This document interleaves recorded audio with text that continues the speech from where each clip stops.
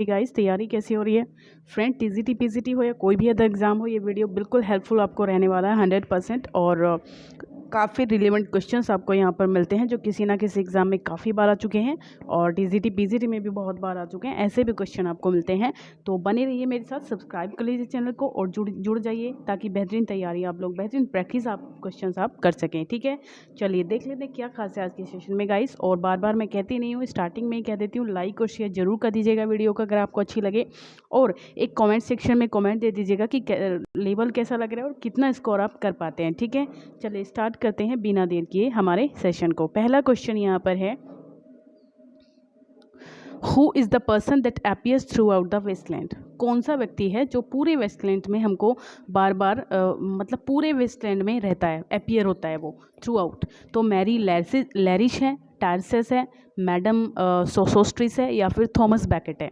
तो वेस्टलैंड में जो टार्सेस है यानी कि बी ऑप्शन, यही वो कैरेक्टर है जो थ्रू आउट अपीयर्स होता है। तो 1922 में आई थी वेस्टलैंड, आपको ये पता है, इजरा पाउंड को डेडिकेटेड है ये। ठीक है, और क्या बताऊँ इसमें, हाँ 5 सेक्शन में डिवाइडेड है। BGFTW जो है इसके 5 सेक्शंस हैं, और द डायल नाम की मैगजीन में सबसे पहले जो है इसको टायरसेस को पब्लिश कराया गया था। चलिए guys next, from where does Eliot borrow this epigraph for Gerontion? Gerontion के लिए उन्होंने अपना ये एक एपिग्राफ कहाँ से बोरो किया? कौन सा एपिग्राफ है? Thou hast nor youth nor age but as it were an after dinner step. तो ये जो एपिग्राफ है ये कहाँ से लिया इन्होंने जेरोनसन के लिए? तो द टेम्पेस्ट, स्वेल्थ नाइट, मेजर फॉर्नेजर, या फिर मच एडू अबाउट नथिंग। तो गाइज यहाँ डी ऑप्शन हो जाएगा, मच एडू अबाउट नथिंग से इन्होंने ये लिया था। ठीक है, विलियम शेक्सपियर के एक्ट 3 सीन 1 से, राइट, जहाँ पर वियना में के प्रिजन में ये सीन खुलता है और स्पीकर क्या कहता है, डिस्गाइज्ड रूलर है वो, और ड्यूक है कहाँ का, विंसेंटियो का। ओके, और लिसनर जो है वो एक यंग मैन है जिसका नाम है क्लॉडियो, और जो कंडम कर चुका है डेथ के लिए। ठीक है, जो इस व्यक्ति के द्वारा, जो रूलर के द्वारा डेथ के लिए कंडम किया जा चुका है, राइट। चलिए, the dominate theme in the Waste Land is, Waste Land की डोमिनेट थीम क्या है? वेस्टलैंड की डोमिनेट थीम क्या है? The citified modern civilisation, traditional rural life, deeply religious and spiritual life, unrealistic,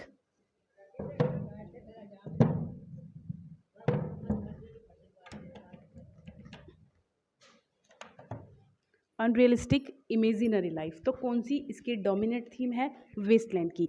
तो यहाँ गाइस हमारा जो आंसर है वो हो जाता है ऑप्शन सी, यानी कि deeply religious and spiritual life, right. C option पे हम लोग जा सकते हैं। Which of the poems express Frost statement that a poem begins in delight? ये आपको पता है, ये स्टेटमेंट बहुत फेमस है रॉबर्ट फ्रॉस्ट की, a poet begins in delight and ends in wisdom. ठीक है, तो यहाँ पर जो है गाइज ये कौन सी पोएम में एक्सप्रेस होती? Old man's winter night, home burial, stopping by woods in a snowy evening, या फिर द हिल वाइफ। तो कहाँ पर मिलती है आपको ये लाइन? ठीक है, ये आपको बताना है गाइज।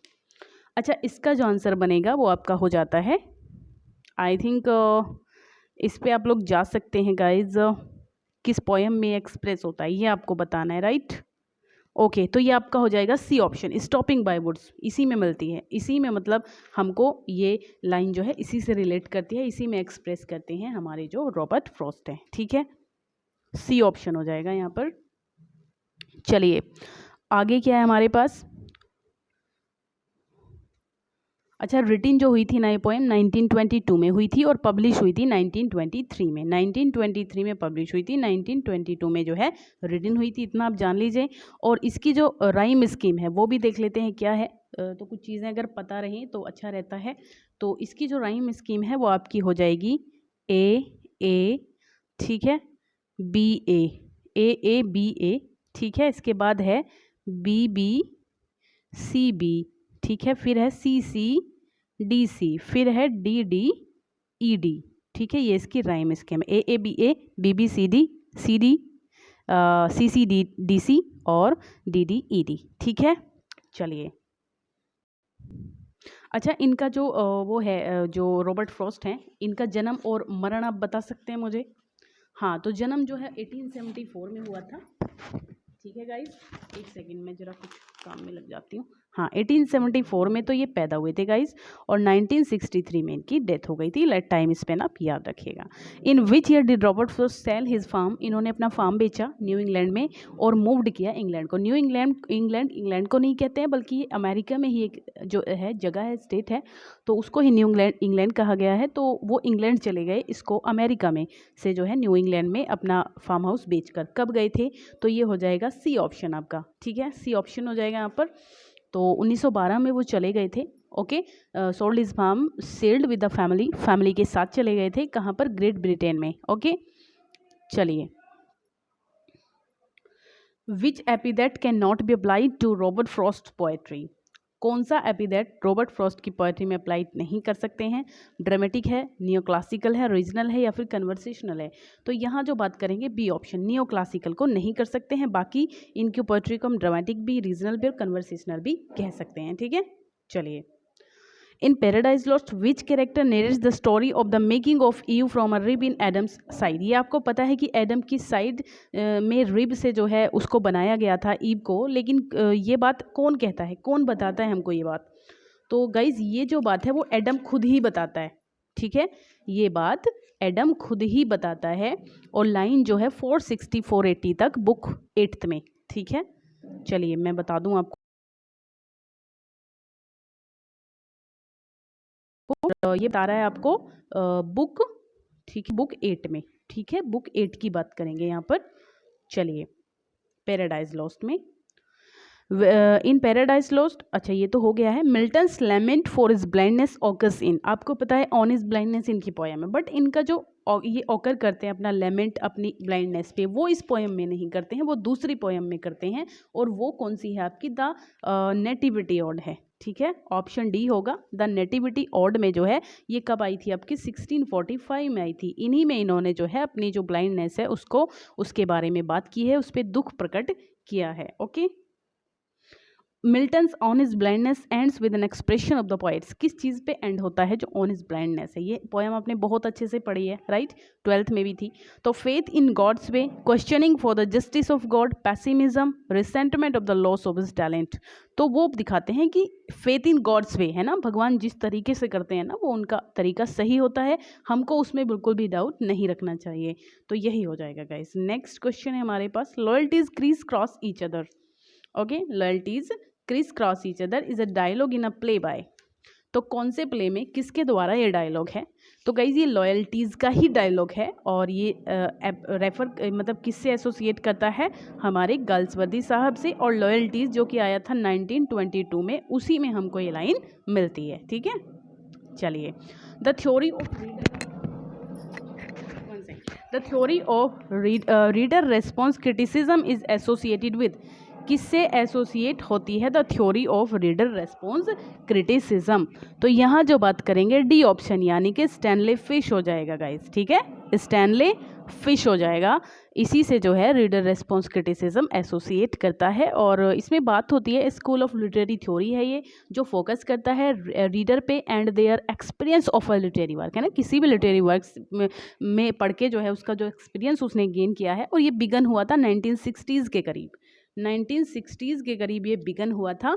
और रीडर का जो रिस्पॉन्स रहता है किसी भी लिटरेरी वर्क को पढ़ने के बाद, तो यही रहता है गाइस। 70s तक चला, और यूएस में या फिर जर्मनी में बात करेंगे, ठीक है। और जो इससे जो रिलेट करते हैं वो नॉर्मन हॉलैंड हैं, स्टैनले फिश हैं, वॉल्फगैंग ईसर हैं, हैंस रॉबर्ट जॉस हैं, और रोलैंड बार्थस है, डेविड ब्लेंच है, ठीक है। The expression Victorian compromise is first use, सबसे पहले किसने इसको यूज़ किया था? प्री रेफेलाइट पोएट्री को। तो हाँ, ये क्वेश्चन, अच्छा ओके, विक्टोरियन कॉम्प्रोमाइज़ की बात हो रही है, तो ये फर्स्ट सबसे पहले किसने इसको यूज़ किया? तो जीके चेस्टरटन ने इसको सबसे पहले यूज़ किया था गाइस, राइट, 1913 में। Pre Raphaelite poetry is mainly concerned with, किससे कंसर्न करती है गाइस? ये नैरेटिव और स्टाइल होता है, नैरेटिव और स्टाइल से प्री रेफेलाइट जो पोएट्री है वो रिलेट करती है।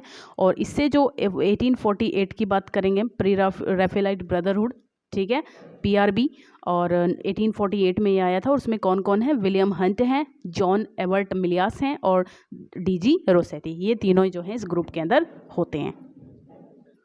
The word sadism is derived from, कहाँ से लिया गया ये वर्ड सैडिज्म? तो गाइज ये notorious French erotic writer Marquis de Sade से जो है लिया गया है। यही इसका आंसर बनता है, सी ऑप्शन, 18th सेंचुरी में। ठीक है, 18th सेंचुरी में। इन मीट्रिक मूवमेंट के अंदर जो एंजेम्पमेंट है उसका क्या मतलब होता है? जैम्बिंग थॉट्स होती हैं, स्ट्राइडिंग ओवर है, स्टॉपिंग शॉर्ट है, या फिर सिजरा है, पॉज है मतलब। तो ये स्ट्राइडिंग ओवर। ठीक है, इसका मतलब होता है डेरिव्ड, ये फ्रेंच से लिया गया है, और इसका मतलब होता है exhibit the pressure of the incompleted syntactic unit toward closure carries and over the end of the verse line. Okay, चलिए करेक्ट स्पेलिंग बताइए फटाफट से इसकी। करेक्ट स्पेलिंग की बात हो रही है, कौन सी होगी? अपीलेंट की। तो मेरे हिसाब से हो जाना चाहिए इसका आपका APP होगा और DL होगा, दोनों ही इसमें डबल होंगे आई थिंक, है ना? PP होगा आपका और DL होगा। तो ये किस में है? ये इसमें है गाइस, APPELLANT, यही हो जाएगी अपीलेंट। अपीलेंट होता है कोई भी कोर्ट में अगर आप किसी भी केस के लिए अपील कर रहे हैं या किसी भी चीज़ बात के लिए अपील करते हैं तो उसी पर्सन को हम अपीलेंट कहते हैं, हायर जगह पे जो अपील करता है। तो करेक्ट स्पेलिंग होता है हाइड्रोकॉर्टिजन की। तो हाइड्रोकॉर्टिजन का मतलब होता है गाइस, तो ये आपका जाएगा सी ऑप्शन, यानी कि ये HYDRO CORTISONE होगा, ध्यान रखिएगा, ZONE नहीं होगा इसमें।